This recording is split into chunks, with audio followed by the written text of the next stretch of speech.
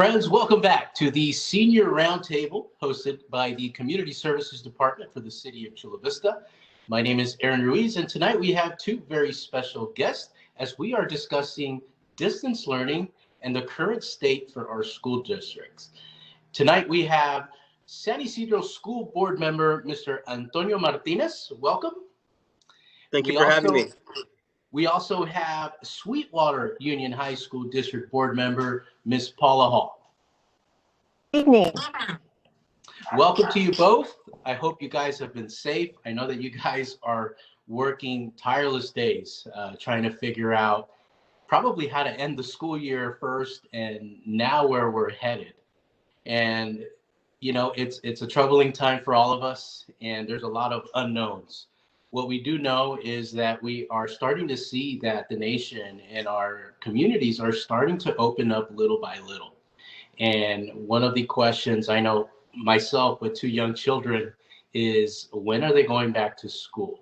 So given everything that's going on, I kind of wanted to ask for your respective districts what the current state is for what's going on in your communities. So if Antonio, Mr. Martinez, if I can start with you, our neighbors to the south in San Isidro, if you can share with us what's going on today.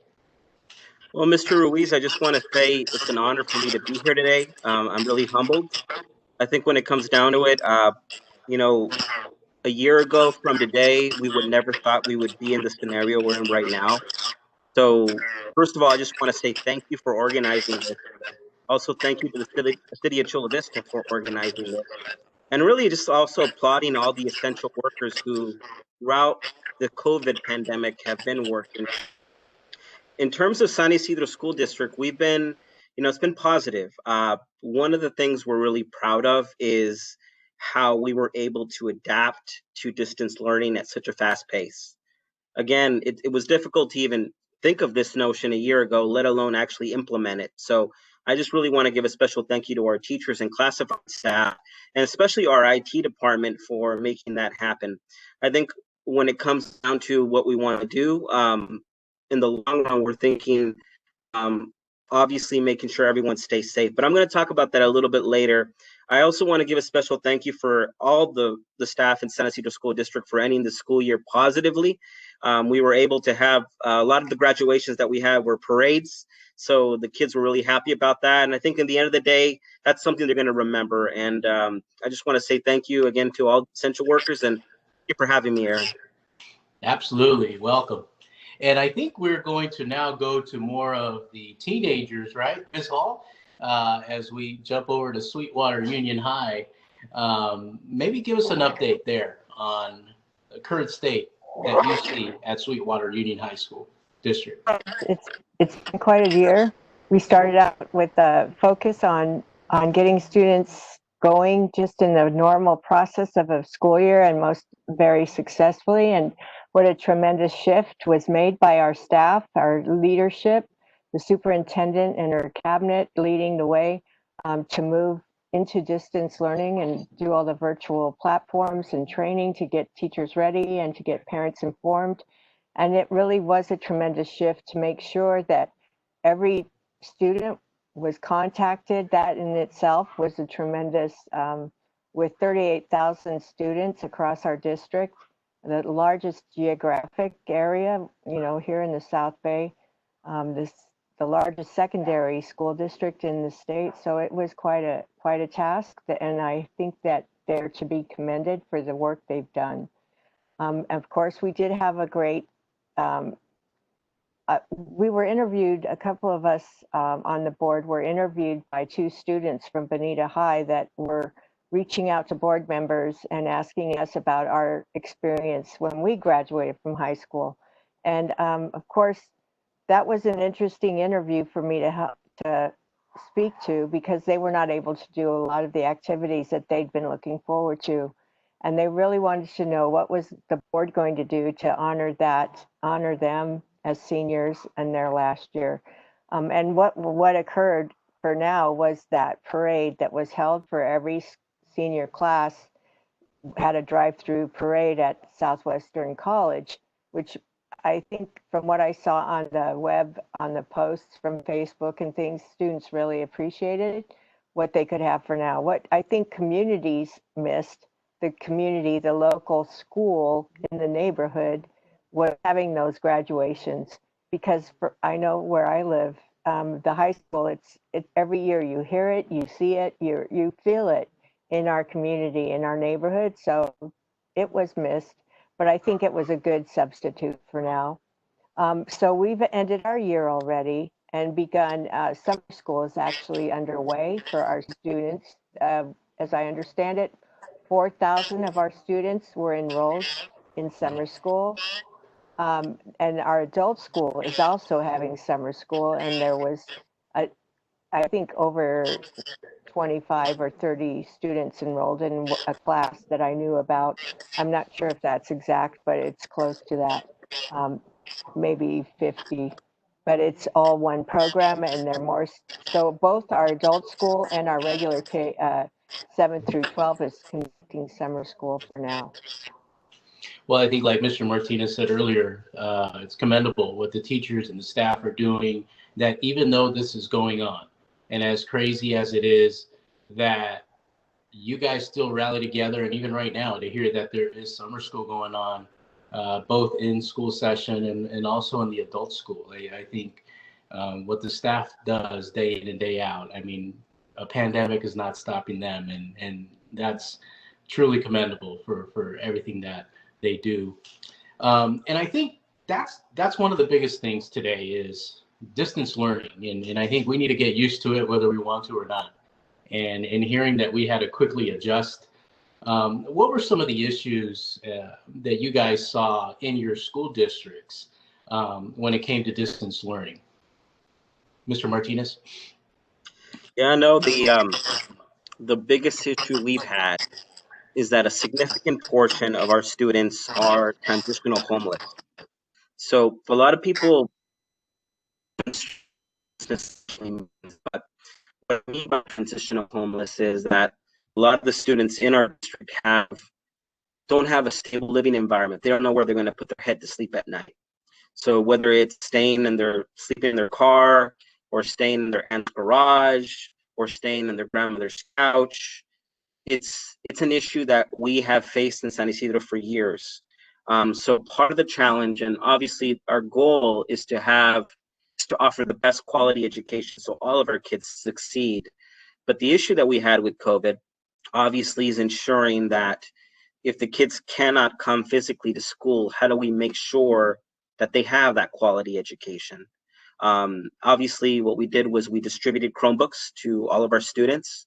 But even then, that was a challenge because a lot of the students that are transitional homeless are also difficult to reach, let alone even looking and identifying that we can give kids the devices, the Chromebooks, but a lot of them don't even have access to the internet at their home.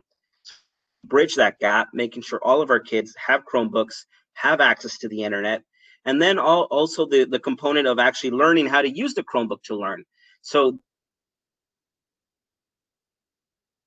big shout out to all of our teachers and classified staff, our IT department, for making that happen. And I just want to say that when it comes down to it, that really was our biggest challenge.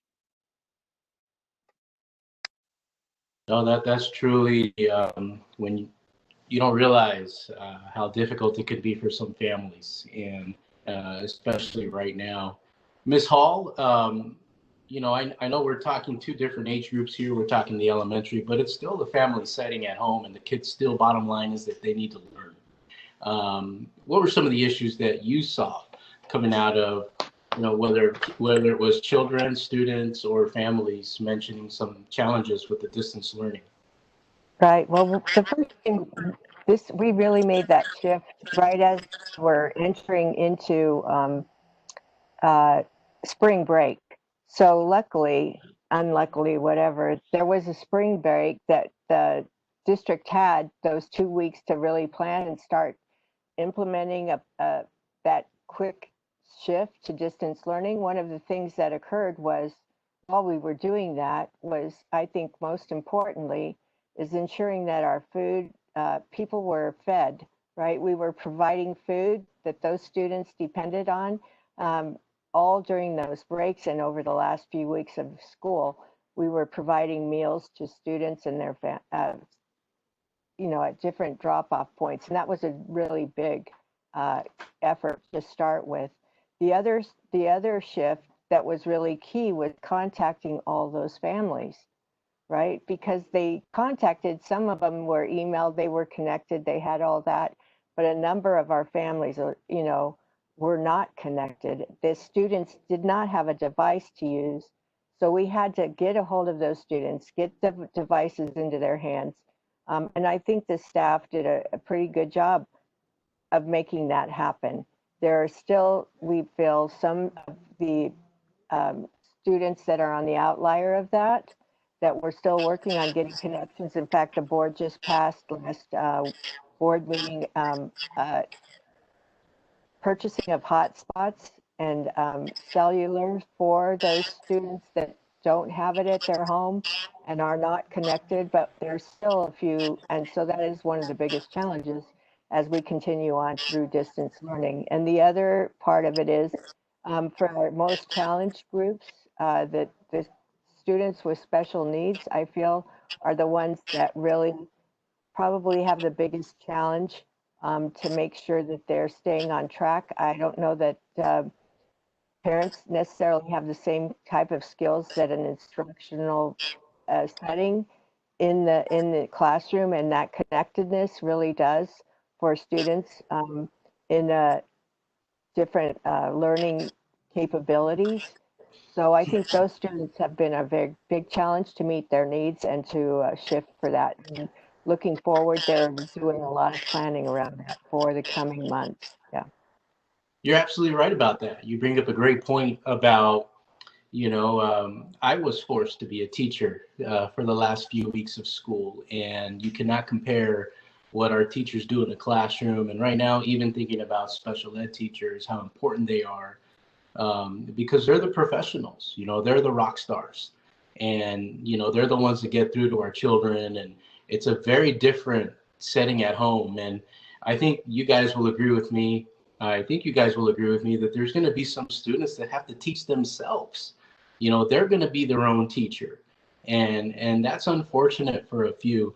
When I talk about distance learning, and, this is a senior roundtable. And the reason why I wanted to bring that up was because we know, at least in Southern California, that there are, not an epidemic, but we're seeing a growing amount of cases in family homes where the grandparents are raising their grandkids.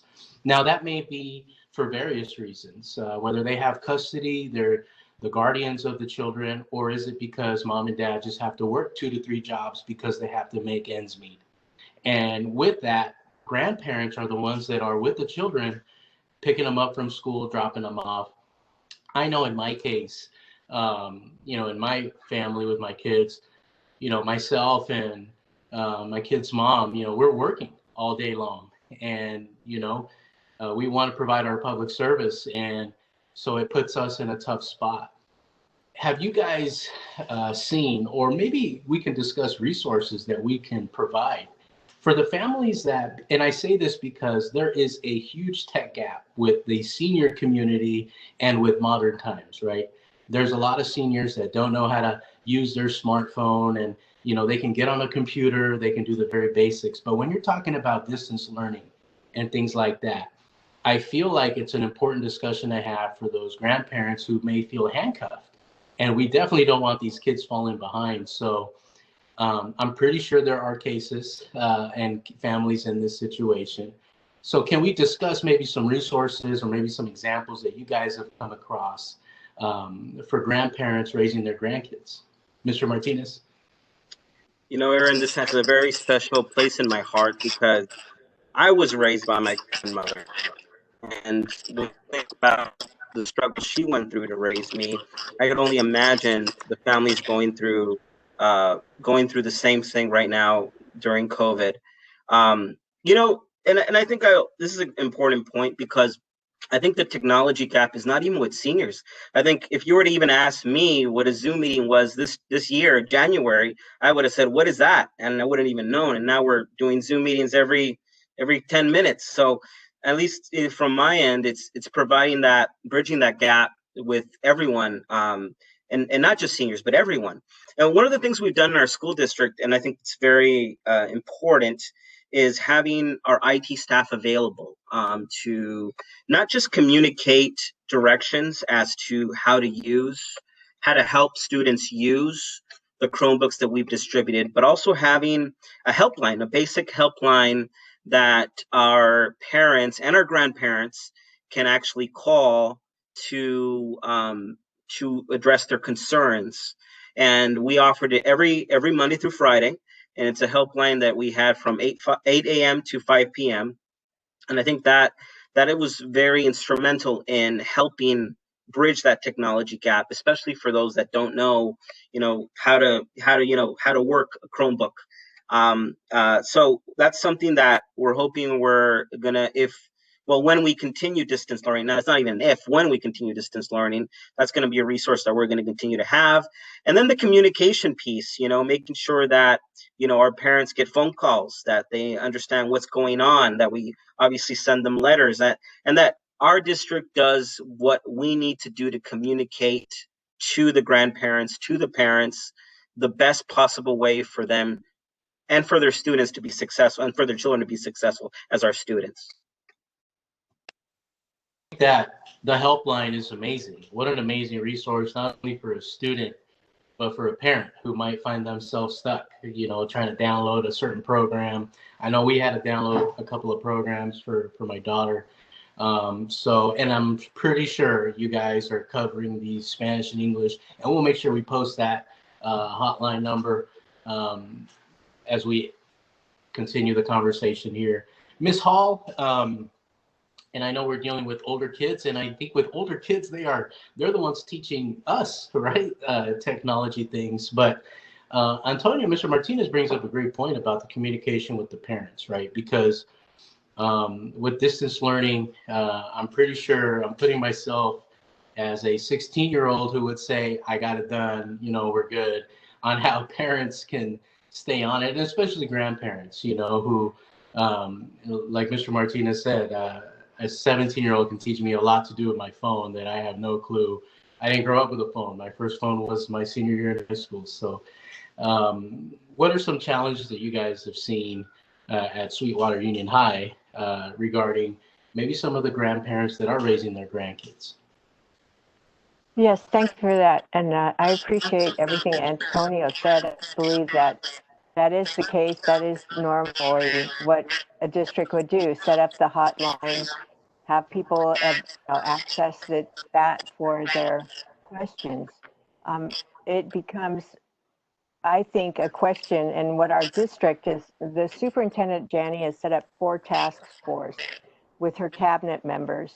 They're adding, each one is heading up a task force. There's one on teaching and learning, one group is on health and safety, one is on parent and community engagement, and the other one is systems and equity. And under those 4 task groups, there's subcommittees, and community members, teachers, classified staff are on those subcommittees. They have like 100 people working on different pieces of the plan to bring together for what things might look like. And one of those, I was speaking to the head of the teachers bargaining group, Julie Walker, today, and she agreed that was one of the things that they felt was really needed, was onboarding for parents. As we start off, especially next year, there sometimes you have a student orientation, especially for the students coming into 7th grade and those transitioning from 8th to 9th grade. She indicated that during those transition times, or those first few days of school, they have just those grade levels come in and sort of do an orientation with those students and get them starting off their first experiences with middle school or high school in the right way, and suggested that they were working on having a sort of a Genius Bar technology boot camp type trainings for parents during that time so that they could access and learn how to go on to Google Docs, Yeah, how to sure. look in the students. You know, there's all these different platforms and different applications that are being used across the district for by teachers to assign homework, to give out information to parents and all that. And we're trying to do some more bring those kind of in a more uniform use across the district. But as we do, I believe that was a really good focus that they're going to look for. And Yeah. she also I think the focus should be not just on IT, because I don't think that the using the technology is all about the information technology, the guru in that department providing the instructional side necessarily. It would be very helpful for the teacher, a staff teacher, or an instructional aide to help with those people that are used to giving instruction. They can help with a group of parents online digitally to help them understand how to utilize their student's device if needed, and what the different functions of that device are. The Two great. challenge will be, especially for grandparents and parents, is getting the device from their child so they can actually check it and maybe do some of that training, because Of course. that was one of the challenges I heard a lot from a lot of different people. They're in a small environment. They've got 5 kids at home, and each one has to have a device, but they don't all have a device because they have to share devices. Right. And so they have to schedule not only when they're going to do their homework, but they have to do it in shifts and make sure it aligns with Sure. when that student has that class. So Sure. those things all have to be ongoing in our thoughts. And I think parents, the better they understand how to use technology, the better they'll be able to support their students in that. Yeah, I think you would cause quite a few fights at home if you had to start taking devices away and going through them for sure. But two great things that I'm hearing from Sweetwater Union High, and that's creating that Genius Bar. I think that's extremely important for the parents because whether you consider yourself somebody who can navigate through technology pretty well, it doesn't hurt to be able to listen about the specific applications and things that are going to be expected for the school year from you and the student. And also, just it's not necessarily the message, it's how you say it. And that's something that we've learned as adults and professionals. And so that is another great point that you have there, Ms. Hall. So I think given the challenges, I think what is the $1 million question, guys? When are we going to open schools, right? That is the $1 million question. I want to know that for not only for my own family, but I think everybody is just dying to know as we're seeing sports come back and certain dates are floated around. What do you think the future holds for your districts? Mr. Martinez? Well, one of the things we have to focus on is safety. And I think that when you talk about opening schools, we have to consider safety not just for the kids, but safety for also staff, for our teachers and our classified staff. And so I think when you talk about how we're going to be opening schools, we San Ysidro School District, we're looking possibly an August 17th date, but that's still pending. In terms of how we're going to open schools, still a lot of conversations. What I'm getting is an impression of what they're calling a blended learning environment. And it's essentially a combination of both distance learning, what we've been doing now during COVID, and essentially having come physically to school. And how that's going to look is going to be, there's a lot of complexities because, obviously if the kids do come to school, how is it going to look? I mean, we can't have more than 10 students in one classroom. Keep social distancing as a priority. We have to have PPE to ensure that everybody has face masks and whatnot. Everybody's protected. So that's essentially what it's looking at for our school district. But I can tell you that a lot's still going on and a lot of conversations are still being had. But we're hoping again to move forward. But I think above everything else, and this is my bottom line, safety has to come first. And without that, that cannot happen. So safety first. Oh, absolutely. I mean, absolutely. Not only for the kids, like you mentioned, but for the entire team that's on school grounds. From the custodian to the clerical staff to the teachers. Everybody involved. Their safety is extremely important. And one of the things I would say is, it's a lot different. And I know it may be frustrating, and I see this with the different cities opening up at different times. And honestly, it's because you got to pay attention to the COVID numbers. And so that's what makes every little community so different, because if you do see a spike in a certain area, you have to take that into consideration.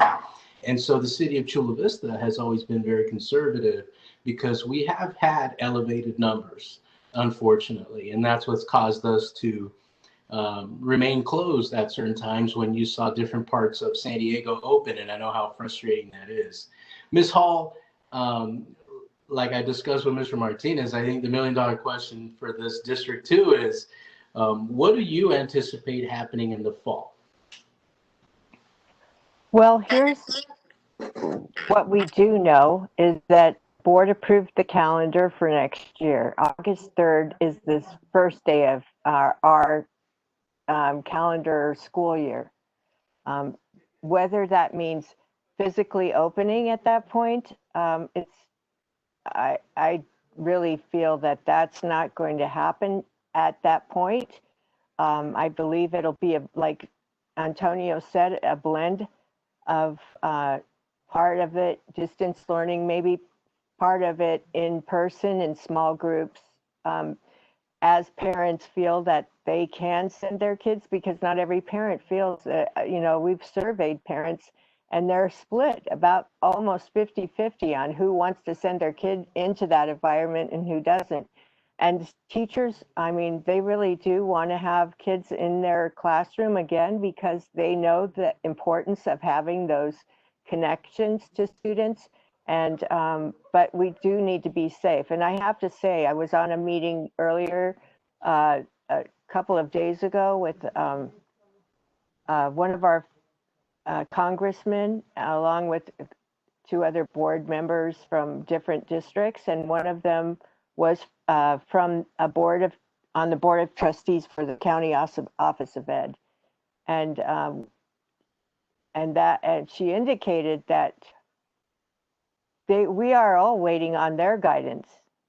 The county office of ed is the lead in our, for us on how we must operate, and to issue that guidance. So we will wait for them to issue guidance. And it's my understanding that the county is waiting on the county Department of Health. And what people are struggling in those at the Department of Health is, what do they say? How do they put it? You must do this and you must do that, but you can choose whether or not you do this. I think that's where everybody's struggling. Do you make all these kids wear face masks? I think I heard trustees last night at San Diego Unified having that very discussion, and parents calling in with their comments about they don't think their kids in preschool will keep their masks on. And their, one mother had a student with special needs that couldn't really, it's a physical deterrent because of what his physical needs are. So I think some of those things are what every district is struggling with. With us, it is a choice of how do we keep people safe, and how do we make sure that we can clean things between classrooms or between lunch groups. Those all happen. I was also on a meeting recently with San Diego Unified School Board member, Dr. Mike McQuarrie. He was good enough to invite me to meet with him and some representatives uh, from two different school districts, one school in Yokohama, Japan, and one school in New Zealand, and in Auckland, New Zealand. And both of those have gone through COVID, quarantines, all these different things, and have taken back up schools and different models of how that worked. So I saw how those schools were operating on, with their students, and the one in Yokohama was actually in an elementary school, and they have physical distancing. Everybody keeps distanced apart, so you have a lot smaller class size, but they were able to conduct school, have outdoor activities, um, feed the kids during the school day, all those things. So it can happen. It's just a matter of when we get the guidance, what we must do. But in the South Bay, especially, we do have to be very careful because we have a lot of essential workers and a lot of us, a lot of people that have been exposed and are experiencing going through COVID themselves. And it hasn't really gotten under control down here yet. So sending a bunch of people out into that kind of environment would be dangerous. Right. And in hearing what you guys go through, it's just so many different scenarios, right? And the situation is so fluid and it changes weekly. I can't imagine the amount of stress just taking in everything into consideration. I don't think you'll be able to please everybody. That is something that took me a while to learn. But I do know that you both, as an entire board and as individuals, expressing that safety is the key is important for all of us. And there will be parents who probably won't feel comfortable putting their children in that environment. And there will be special situations with certain students, like there are individuals. And we're just going to have to work through that. So I commend you both for, I can't imagine the amount of meetings. I think, Paula, you mentioned 2 today. I mean, it's just, I can't imagine that, but I thank you both. As we wrap things up here, I wanted to give you guys the opportunity to be able to discuss any projects, current projects, future projects that we can expect down here in the South Bay to our Chula Vista residents here. Mr. Martinez? Well, I first of all want to say thank you again, Aaron, for having us here today. One thing a lot of people know is that when it comes to South Bay, whether it's from National City to Chula Vista to San Isidro to South San Diego, we're all part of the same region. And we all have to stick together because what affects one community affects all communities. So I just really appreciate the partnership. I appreciate with Ms. Paula Hall and Sweetwater School District. The majority, if not all of our students graduating from San Isidro School District go to Sweetwater. So again, I consider us part of one and the same. We're part of the same team. One thing I do want to address is that one thing I'm very proud of our school district, and I know that there are a lot going on in terms of throughout the community, but of our food distributions. And I just want to make sure that when we, to let everyone know that we are still offering our food distributions at least 3 times a week. And it's really, and what's interesting is it's not just open to our students and families, it's open to everyone in the community. So if there's anyone in Chula Vista that wants to, that needs extra food, and, they can always come down. And obviously, when it comes down to it, we'll be more than happy to feed all the participants that come to our food distributions. So I just want to let that known. And Aaron, what I'll do is I'll give you a schedule. That way you're aware of at least what we're doing on a weekly basis. And again, just thank you for having me. No, thank you. Ms. Hall, any final thoughts? No, I really appreciate the time, and your questions were very good. I think one of the things I'm looking forward to is how we address the equity, and also how we keep our children on track with, especially now with what's happened in our country right now with the recent events and the our raised conscience over how every life matters, but especially right now, Black Lives Matter. I'd like to see that be the emphasis of us going forward. That's the project I want to see really developed in our district, rooting out the systemic racism wherever it may be, and making sure that we bring true equity and representation across Sweetwater. So that's my goal and focus for this coming year, and I hope that we will be very successful and see true evidence of that being successful. So thank you, Aaron. I really appreciate your time. No, thank you both. And I think you bring up an excellent point, Ms. Hall. Just not only dealing with a pandemic, but also having to deal with what our nation is dealing with right now.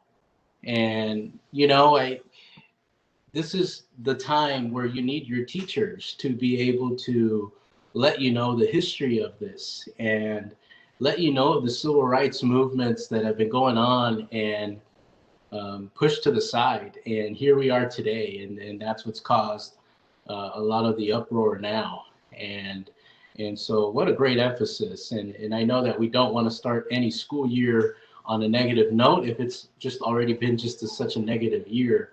But I think the emphasis is not that it's negative, but it's positive because of what we know the outcome should be. And, you know, I know that with young children, and I know Mr. Martinez deals with the younger children, we have to be very careful about how we're wording that, but that's where we need our teachers the most, you know, and I think that's what we've all as a nation understood is how valuable our teachers are. And I know that a lot of mom and dads are pulling their hair. We are. We just appreciate each and every one of you guys for what you guys do. And you guys are great supporters of them. So thank you for what you do every single day. So with that, that concludes our segment here on education during a pandemic in 2020. I want to thank our guests today, and I want to thank you for joining us for the Chula Vista Senior Roundtable. Have a great day. Thank you. Thank you. All right, thanks guys. That concludes our recording there. We'll be editing that tonight, and then I will email that to you. That's probably the safest way for me. And then check it out. Great. All right. If you guys can both just send me, even if it's a flyer or just basic info, as we're talking, we're going to put that up like the news does. So like when Antonio, you mentioned the food drive, we could post that as you're speaking. So it'll look really cool. Okay. So if you guys can send me that I can stuff. probably give some of that to you as well. Perfect. The things, you probably have the town hall, you won't have this published before tomorrow, so No. don't worry about that one. Okay. But everything else, yeah, I'll take. Thank you both for your time. Thank you. Thank I know you. it's been a long Thank you, day, but Aaron. have a great day. Thank you. Thank you, you too. Bye-bye.